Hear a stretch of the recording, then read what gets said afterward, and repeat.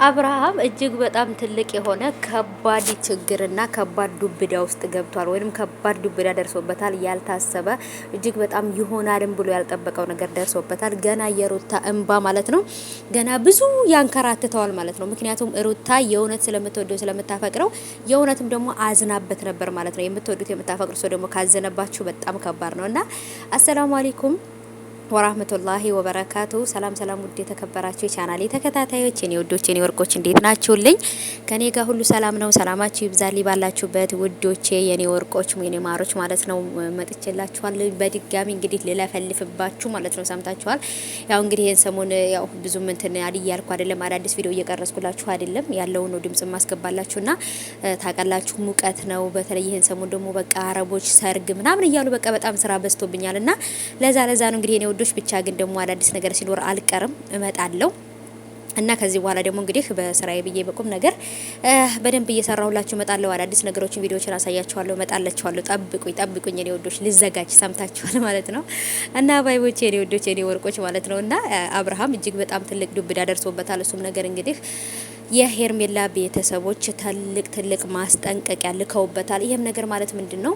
አንተ ላረገዘች ሚስትህ፣ ለልጅህ እናት፣ ለቤተሰቦችህ፣ ለጓደኞችህ ክብር ከሌለክ እንደገና ለኛ ለሄርሜላ ቤተሰቦች ደግሞ ክብር ትሰጠናለህ ማለት አይደለም በማለት እንግዲህ አብርሃምንም በሰጡት መልእክትም ደግሞ እንግዲህ በሰጡት ማስጠንቀቂያ መሰረት አብርሃምን ማስጠንቀቂያው ደርሶታል። ሄርሜላም ደግሞ በሌላ የሷ ቤተሰቦች በሆኑ ቻናል ላይ የአጎቷ ልጆች አክስቶቿ ምናምን ቪዲዮ ይሰራሉና በእነሱ ላይ መታ ነበረ። እሱም ነገር ምንድነው?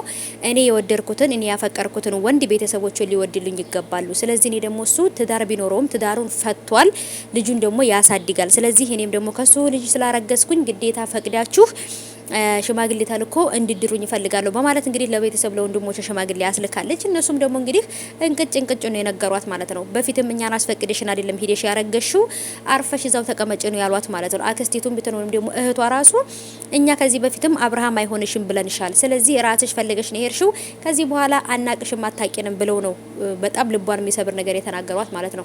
ሩታ ላይ ያደረገችው ክህደት ሩታ ገና ሉሌን ሳትወልድ እርግዝና ቤት ላይ 9 ወር ውስጥ እያለች በስቃይ ውስጥ እያለች ነበረ ሄርሜላ አብርሃምን ይዛ መዝናኛ ቦታ ስተሽከረከረ የነበረው ማለት ነው። ስለዚህ ሩታ ላይ አብርሃምም ሆነ ሄርሜላ ሩታ ላይ የፈጠሩት ነገር ሩታ ላይ ያደረጉትን ነገር ገና በሷም ባደረጓት ልክ አይደለም፣ ከሷም ካደረጓት በላይ ገና ብዙ ዋጋ ይከፍላሉ ማለት ነው። ምክንያቱም ሩታን አስለቅሰዋታል።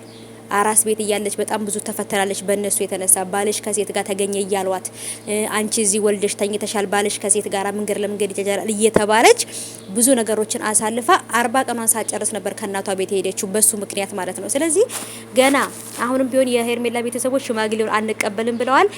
ሄርሜላ ዲቃላዋን ታቀፋ ትቀመጣለች ማለት ነው። ምክንያቱም እናንተ ጥሩ ነገር ካደረጋችሁ ጥሩ ታገኛላችሁ፣ ከፉን ከሰራችሁ እንደዛው